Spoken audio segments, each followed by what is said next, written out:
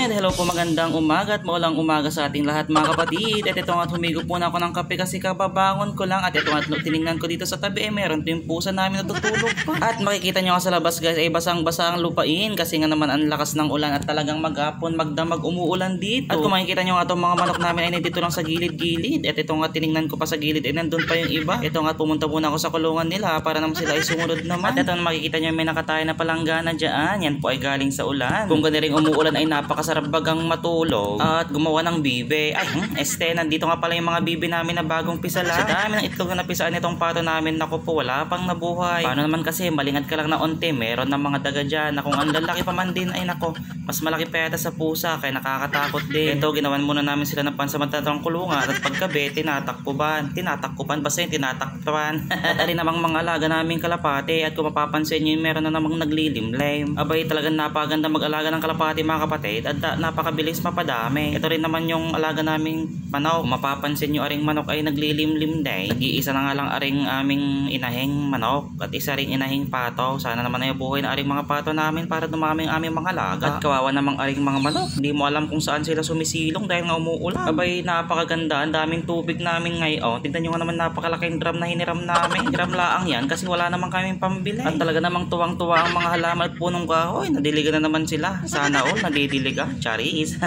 At ito nga, nakita ko itong mag-ina rito pero hindi naman mag-ina. At ito namang alaga naming manok, gusto pa yata mag-uraw.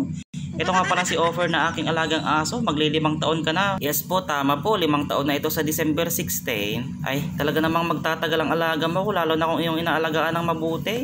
Pansinin niyo man aring aso namin ay napakalakit, napakataba. Abay, totoo naman kasing talaga ako ay dog lover, pero depende sa luto. Pwedeng adobo, inihaw, ay charot.